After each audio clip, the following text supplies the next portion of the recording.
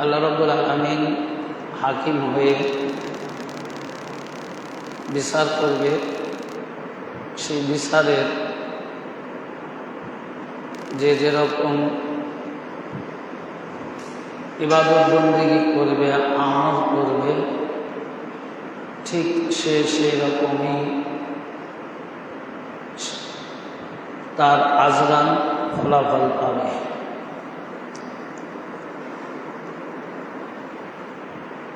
পবিত্র মুহররম উপলক্ষে পহেলা মুহররম হতে শুরু করে বিগত দিনে ইমাম পাকদের স্মরণে, ইমাম পাকদের মর্যাদা, শুহাদায়ে কারবালার স্মরণে আলোচনা করেছি। সেই ধারাবাহিকতার আলোকে আজকেও আমরা চেষ্টা করব ইমাম পাকদের মাকাম মুর্শিয়ার আজরান মর্যাদা হিসেবে আলোচনা প্রসঙ্গে আলোচনা করার চেষ্টা করব।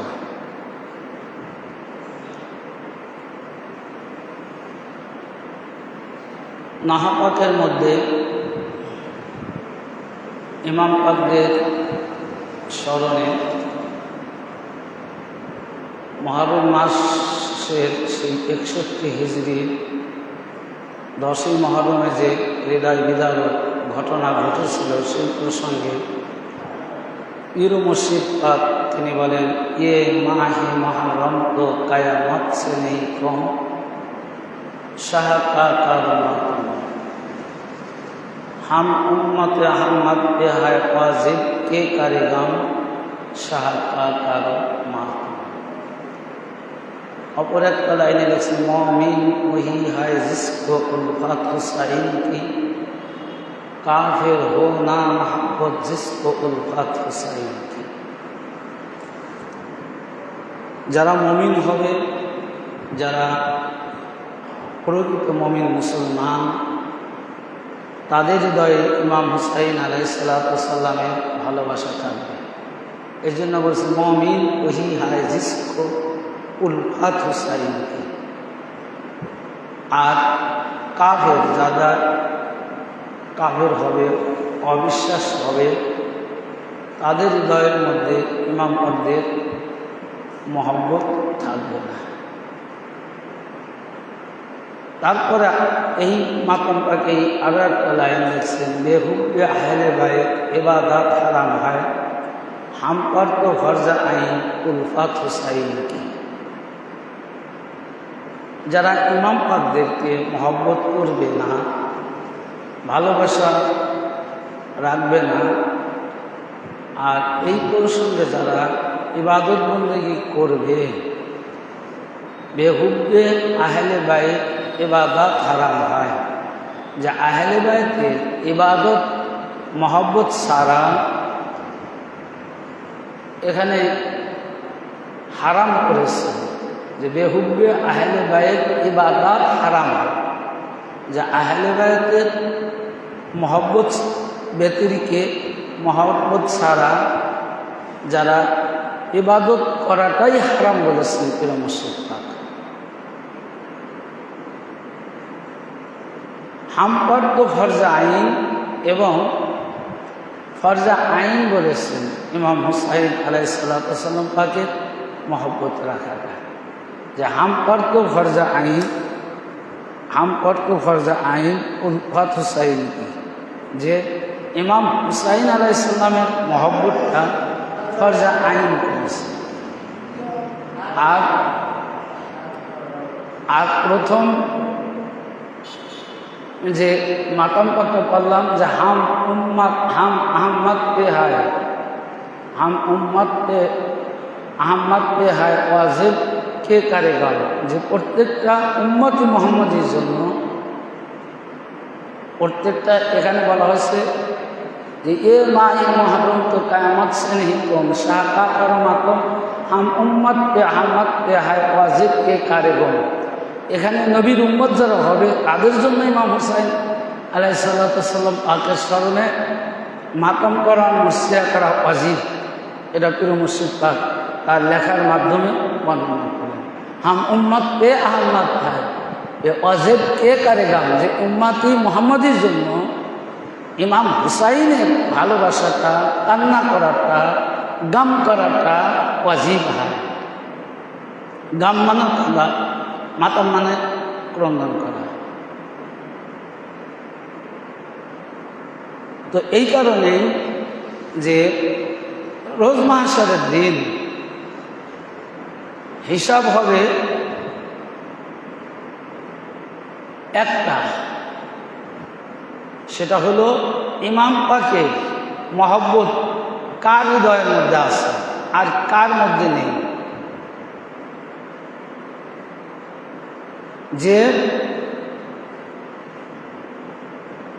নামাজের হিসাব হবে এটা সত্য, রোজার হিসাব হবে এটাও সত্য, জাকাতের হিসাব হবে এটাও সত্য, হজের হিসাব হবে এটাও সত্য। কিন্তু এর হিসাব তো হবেই, আর এই নামাজ রোজা ইসলামের যে আরকান হাকাম, এগুলোর হিসাবের পরে চূড়ান্ত হিসাব হবে ইমাম পাকদের মহব্বত কার হৃদয় আছে এবং কার হৃদয় নাই। কারণ আল্লাহ রাব্বুল আলামিন তিনি বলেছেন, কুল্লা আসআলুকুম আলাইহি আজরান ইল্লাল মাওয়াদাতা ফিল কুরবা, যে আল্লাহ রাব্বুল আলামিন নামাজ দিয়েছেন, রোজা দিয়েছেন, হজ দিয়েছেন, যাকাত দিয়েছেন, সমস্ত কিছুর বিনিময় আল্লাহ তাআলা তার বান্দাবান্দির কাছে রাসূল পাকের আপনজনের মহব্বত চেয়েছেন। যে দেখেন একটি ওয়াকিয়া বলি, যে কিরকম ভালোবাসতেন ইমাম পাকদের জন্য, কিরকম মহব্বত করছেন ইমাম পাকদের জন্য। কথিত আছে যে ইমাম পাকের মাথা মোবারক এক খ্রিস্টান পাদরীর নিকট দিয়ে, অর্থাৎ তাদের যে আস্তানা গির্জার নিকট দিয়ে নিয়ে যাচ্ছিলেন কে? ইয়াজিদ বাহিনী, কাফের বেঈমানেরা। তো পথের মধ্যে রাত্র হলে ইমাম পাকের ওই মাথা মোবারক নিয়ে ওই গির্জার কাছে তারা আশ্রয় নিচ্ছিল। কেন? যে কোনো মুসলমানের বাড়িতে যায়নি, দ্বারস্থ হয়নি। যদিও কারবালার থেকে কুফা পর্যন্ত মরুভূমি আর মরুভূমি ছিল, জনপদ ছিল খুব কম, পাতলা, অল্প লোক ছিল। তো খ্রিস্টান গির্জার নিকট দিয়ে যখন যাচ্ছে, তখন তারা মনে মনে স্থির করলে যে আমরা কোনো মুসলমানের বাড়িতে আশ্রয় নেব না, রাতটা আমরা এই গির্জায় আশপাশেই অবস্থান করে কাটিয়ে দেব। আমার ভাইরা, মহব্বত কি? ভালোবাসা কাকে বলে? মহব্বতটা কাকে বলে? যখন সমস্ত বর্ষায় এক জায়গা করে রাখা হয়েছে, প্রত্যেকটা বর্ষার আগায় মাথায় এক একটা শহীদের মাথা মোবারক লটকানো আছে। তো একটা মাথা মোবারক যেটা মাওলা ইমাম হুসাইন আলাইহিস সালাম পাকের পবিত্র মাথা মোবারককে নরসুল কাছে কোরআন পাকের আয়াত তেলাওয়াত হচ্ছে। জিজ্ঞাসা করল পাদরী যে তোমরা আমার মেহমান, অতিথি, তোমরা এখানে অবস্থান করছো, কিন্তু তোমাদের নিকট যে বর্ষাগুলো, বর্ষার মাথায় যে মাথা মোবারকগুলো দেখা যাচ্ছে, ওই মাথা মোবারকগুলোর মধ্যে থেকে একটি মাথা মোবারক যার মুখ দিয়ে কোরআনের আয়াত বের হচ্ছে, নূর চমকাচ্ছে, ওই মাথা মোবারকটি কার? তোমরা কি বলতে পারবে? তো তাদের মধ্য থেকে জবাব দিল, এটা সেই মাথা মোবারক রাসূল পাক সাল্লাল্লাহু আলাইহি সাল্লাম পাকের কলিজার টুকরা ইমাম হুসাইন আলাইহিস সালাম পাকের মাথা মোবারক। তো খ্রিস্টান পাদরি বলতেছে, এত সুন্দর চেহারা, এত নূর। তিনি বললেন যে আজকে যেহেতু তোমরা এখানে থাকবে, ওই মাথা মোবারকটা তোমরা কি একটু আমার কাছে দিবে? আমি সযত্নে রেখে দেই, সকালে তোমাদের বস্তু ফেরত দিয়ে দেব। কেউ দিতে চায়, কেউ দিতে চায় না। তো পাদরি বুঝলো যে যারা দয়াল নবীর কলিজার টুকরাকে যারা মাথার থেকে আলাদা করেছে, এরা তো যেমন তেমন লোভী না, এদেরকে লোভ দেখায় কাজ করা যাবে। তখন অর্থের লোভ দেখাবে, অর্থের লোভে তারা মাথা মোবারকটা খ্রিস্টান পাদরির হাতে ছেড়ে দিয়েছে। আজকে আফসোস হয় ভাই, যে দেখেন ইমাম পাকের মাথা মোবারক পাদরি নিয়ে কি করছে। একটা টুল পরিষ্কার করছে, পবিত্র করলেন, সেই টুলের উপর একটা পবিত্র কাপড় রাখলেন এবং সেই কাপড়ের উপর ইমাম পাকের পবিত্র মাথা মোবারক রেখে সিজদায় পড়ে গেলেন এবং প্রার্থনা করলেন যে রব্বুল আলামিন, পরওয়ারদিগার আলাম, খুব আশা ছিল আপনার হাবিব দয়াল নবীর হাতে হাত রেখে বায়েত হব, মুসলমান হব, কালিমা পড়ব, কিন্তু সেই ভাগ্যটা নেই, সেই ইচ্ছাটা পূরণ করতে পারিনি। এক এক করে মাওলা আলী তিনিও বিদায় নিয়েছেন, তার হাতেও বায়েত হতে পারিনি। ইমাম হাসান আলাইহিস সালাম তিনিও বিদায় নিয়েছেন, তার হাতেও বায়েত হতে পারিনি। তো আজকে ইমাম হুসাইন রাসূল পাকের কলিজার টুকরা, রাসূল পাকের আপনজন নয়নের মণি, দেহের টুকরা, কিন্তু তিনি আমার এখানে হাজির হলেন, কিন্তু পুরা দেহ সহ নয়, সাধক অবস্থায়, তারপরেও একটি অঙ্গ শুধু মাথা মোবারক। ইয়া রব্বুল আলামিন, আমি ইমাম পাকের মাথা মোবারককে সাক্ষী রেখে আপনার কদমে সিজদায় পড়ে আমি কালিমা পড়তেছি, লা ইলাহা ইল্লাল্লাহু মুহাম্মাদুর রাসূলুল্লাহ। যে কি ভালোবাসা, কি দেখছেন, যে ওরা দেহ নয়, ওরা দেহ নয়, শুধু একটা মাথা মোবারক। সেই মাথা মোবারকের তাজিম কি করলেন পাদরি? পবিত্র টুল, পবিত্র কাপড়, তার উপর মাথা মোবারক রাখলেন, তারপরে কালিমা পড়লেন। এটার নাম হলো ভালোবাসা, এটার নাম হলো মহব্বত। তো রোজ মাহশারের দিন হিসাব হবে ভাই দুইটা, একটা ইয়াজিদি মুসলমানকে আলাদা করবে, আর একটা হুসাইনি মুসলমানকে আলাদা করবে। এইটাই হলো ডিভাইডেড।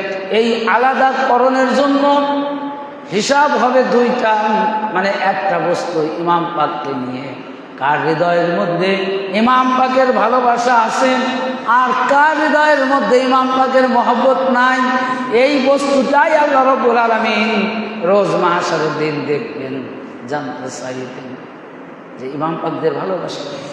যদি নামাজের বোঝার কথা বলতো, কারণ ইয়াজিদ নামাজ পড়েছে, মুআবিয়া নামাজ পড়েছে, 62,000 মুনাফিক কাফের বেঈমানেরা তারাও নামাজ যে তাগিদ দিয়েছে, নামাজ পড়েছে। এটা কারবালার মহল্লার ঘটনা যে ইমাম হুসাইন আলাইহিস সালাম পাক যখন ঘোড়ার উপর থেকে পড়ে গেলেন, পড়ে যাওয়ার পর সীমার যখন ইমাম পাকের বুক মুবারকের উপর বসলেন, বসার পর কি বলতেছে, আমর ইবনুল আস এবং আরো বড় বড় কাফেরদের লিডার ওই কারবালার মহল্লাতে উপস্থিত ছিলেন। তারা বলতেছে, সীমা, যুদ্ধের মাঠে যুদ্ধ করতে করতে জুম্মার নামাজ আমরা পড়তে পারিনি, জুম্মার নামাজ কাজা হয়েছে, পড়তে পারিনি। কারণ আশুরা 10ই মুহররম জুম্মার দিনে সংগঠিত হয়েছিল। এই জন্য বলতেছে যে আমরা তো জুম্মার নামাজ পড়তে পারিনি। আবার জুম্মা না পড়ার কারণে যে জোহরের নামাজ ফজর হিসেবে করব, সেটাও পড়তে পারিনি। তা আসরের নামাজ কিন্তু অতি সন্নিকটে, অনেক কাছে চলে এসেছে। তো তুমি তাড়াতাড়ি করে ইমাম পাকের সের অর্থাৎ দেহ মুবারক থেকে মাথা মুবারক আলাদা করে দাও, যাতে আমরা আসরের নামাজ আওয়ালক্তে সময় মতো পড়তে পারি। কেমন নামাজ দেখছেন, কেমন নামাজ! ইমাম পাকের মাথা মুবারক তাড়াতাড়ি আলাদা করতে বলছে।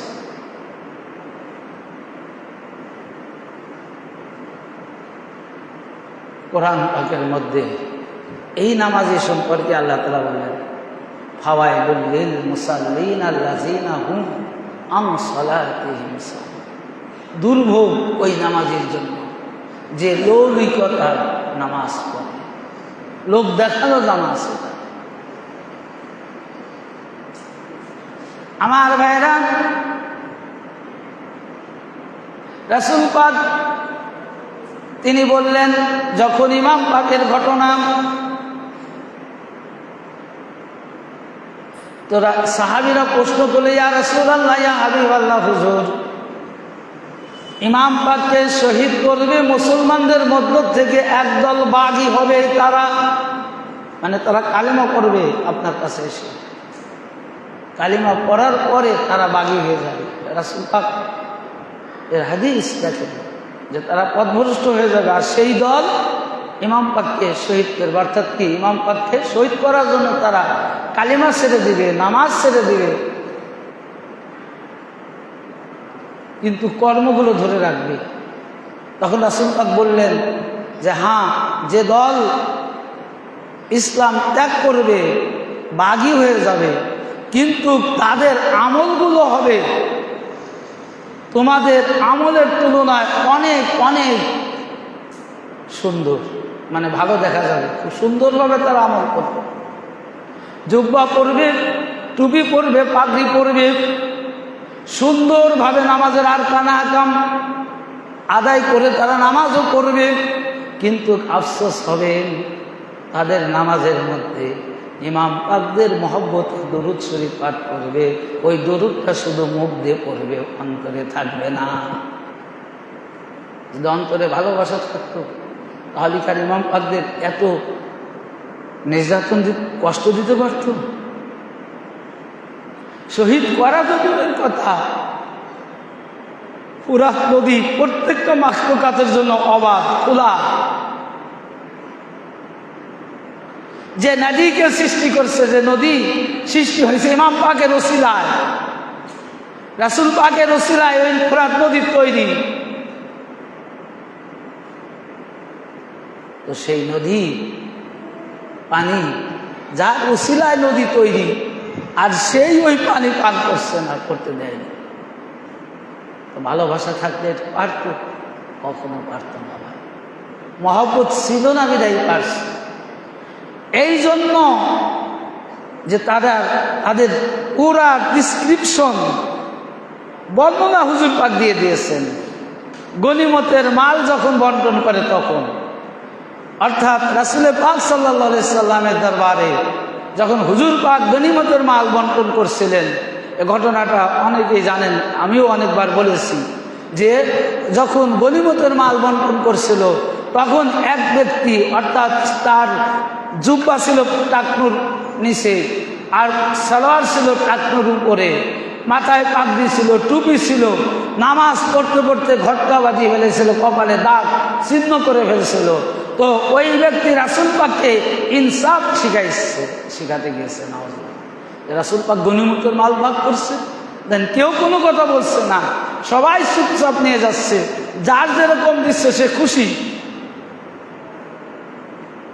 আর ওই নামাজি কি করলো, জুব্বা পান্নাওয়ালা ব্যক্তি কি করলো, বললো যে হুজুর আপনি ইনসাফ করেন, ইনসাফ ন্যায় করেন, মানে ন্যায় ইনসাফ করুন, ভালো করুন। কারণ হুজুর পাক তো ওই গনিমতের মাল সদস্য সংখ্যা, বাড়ির পরিবারের সদস্য সংখ্যা হিসাবে ভাগ করতেছিলেন। যার বাড়ি 5 জন 5 জনের মতো দিছে, যার বাড়ি 3 জন 3 জনের মতো দিছে, এইরকমভাবে তিনি বন্টন করছেন। আর নামাজি কি করলো, যে আপনি ইনসাফ করুন। তখন ওমর খোলা তলোয়ার তার কোষ থেকে বের করে তার মাথা দ্বিখণ্ডিত করতে যাচ্ছিলেন। তখন হুজুর পাক বলেন যে থেমে যান, আর ওই লোকটারে দেখো যে আজ আমাকে ইনসাফ শিখাচ্ছে, তোমরা তাকে দেখে না।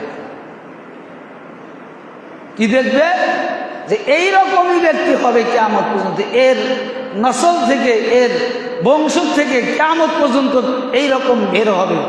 কিন্তু এদের ভিতরে, অর্থাৎ এদের মুখে কালিমা থাকবে, কর্মে থাকবে আমল, নামাজ থাকবে, সব কিছু থাকবে, কিন্তু এদের নামাজ, এদের কর্ম দেখতে সাধারণ মানুষের কর্মের থেকে অনেক ভালো মনে হবে। পঙ্খানুরূপে তারা নামাজের রুকু সিজদা আদায় করবে, পঙ্খানুরূপে তারা সহি শুদ্ধভাবে সূরা কিরাত করে নামাজ পড়বে, নামাজ পড়তে পড়তে কপালে কি করবে, ঢাক বসায় ফেলবে। কিন্তু এদের হৃদয়ের মধ্যে, এদের অন্তরের মধ্যে ইমাম পাক, আহলে বাইত, আমার নবীর আওলাদের মহব্বত থাকবে না। যদি মহব্বত থাকতো তো আমার মহব্বতই নাই এদের প্রতি, যদি আমার প্রতি বিশ্বাস করত, আমাকে যদি ভালোবাসতো, তাহলে কি আর আমার ইনসাফ শিখাইতে আসতো? যাকে ভালোবাসা যায় তাকে কেউ ইনসাফ শিখায়?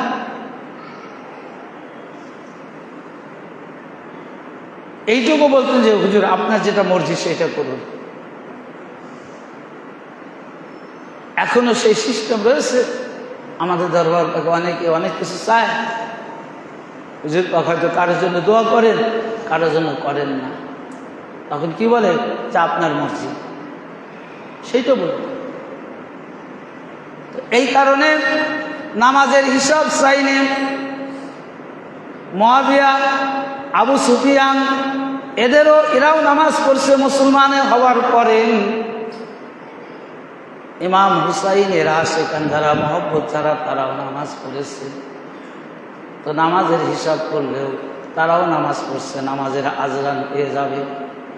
আমার ভাইরা, এই জন্য হিসাব হবে ইমাম পাকের মহব্বত কার আছে, কোন হৃদয়ের মধ্যে ইমাম পাকের মহব্বত আছেন, আর কোন হৃদয়ের মধ্যে ইমাম পাকের মহব্বত নেই।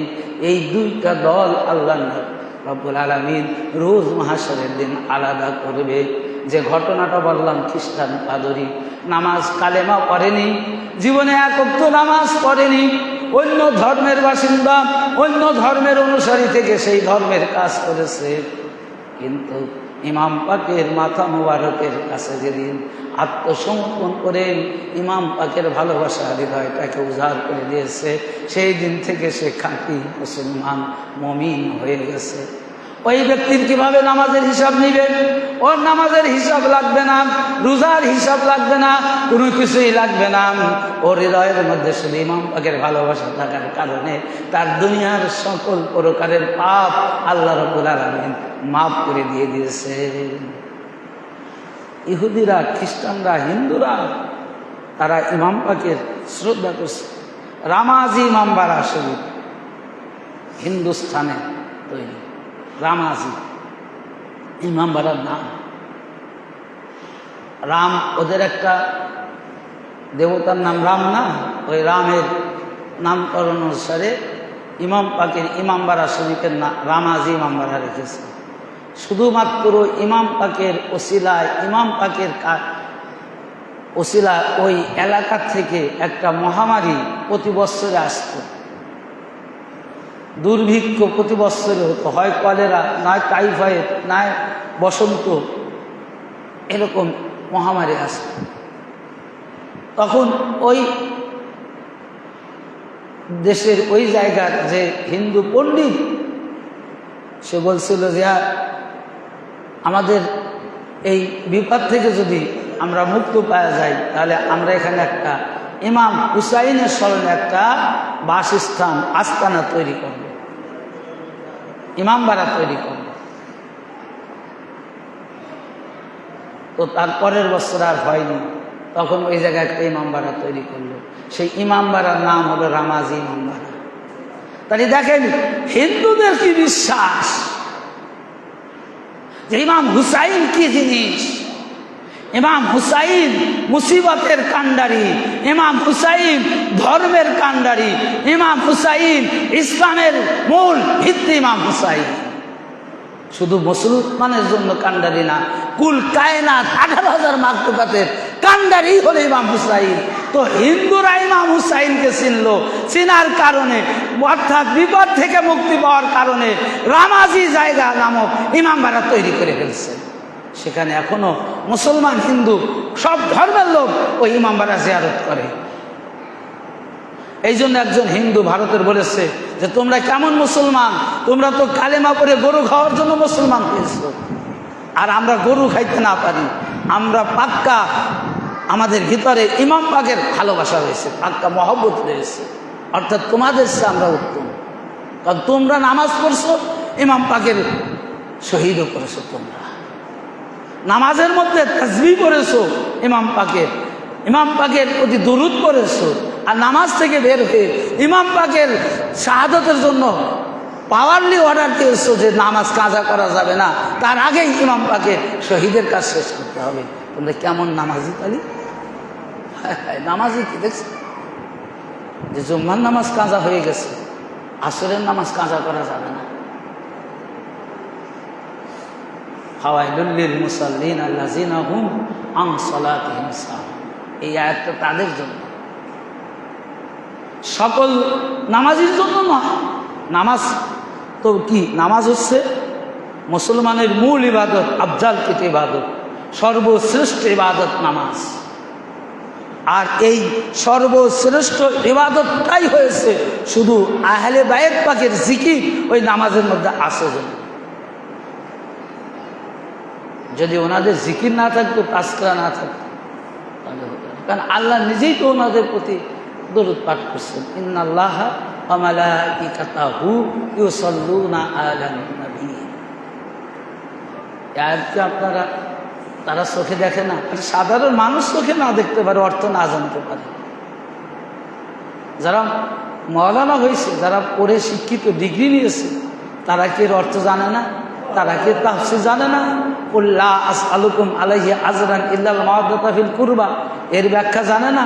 কুরবা শব্দটি কি তারা বিশ্লেষণ করতে পারে না? পারে, কিন্তু ঈমান নেই, মহব্বত নেই। মহব্বত থাকতে তো হবে। এই জন্য পীর মুর্শিদ পাক বলেন, ये माहे मुहर्रम को कयामत से नहीं कम शाह का करमा कम। যে কিয়ামতের সে কম নাই, কারণ কিয়ামত যেদিন হবে সবাই একসাথে প্রলয় ধ্বংস হয়ে যাবে। আচ্ছা, এখন যদি একসাথে যদি মানুষ মারা যায়, কেউ কারো দুঃখ দেখবে বলেন? কেউ কারো কষ্ট দেখবে? যার যার যদি টিয়া নাফসি।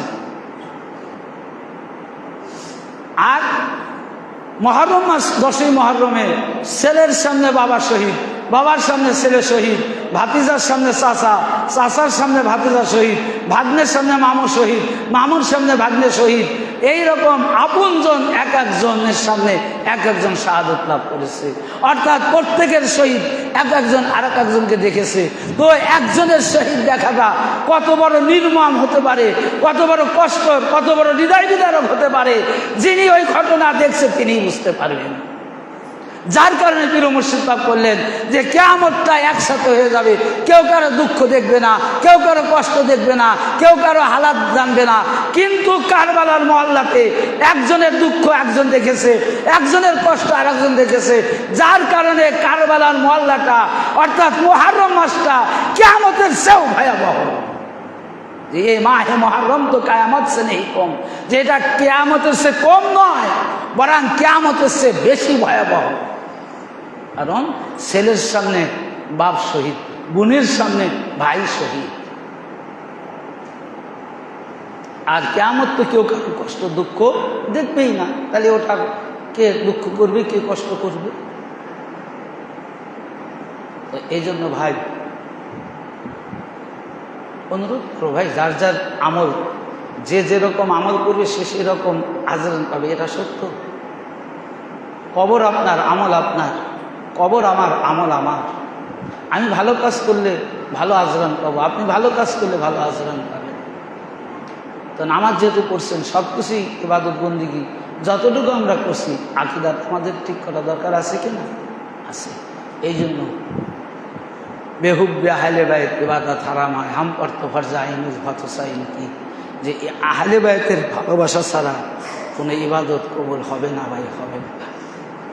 সুতরাং আহলে বাইতের ভালোবাসুন, তার শত্রু যারা, তার দুশ্মন তারা, তাদের থেকে এড়িয়ে চলুন, তাদেরকে ঘৃণা করুন। মহান আল্লাহ রাব্বুল আলামিন আমাদের আপনাদের সবাইকে ইমাম পাকদের গোলাম করে এই দুনিয়ার থেকে শেষ বিদায় নেওয়ার তৌফিক দান করুন। সবাই বলুন আমিন। আমা তৌফিক ইল্লা বিল্লাহ। আসসালামু আলাইকুম ওয়া রাহমাতুল্লাহি ওয়া বারাকাতুহু।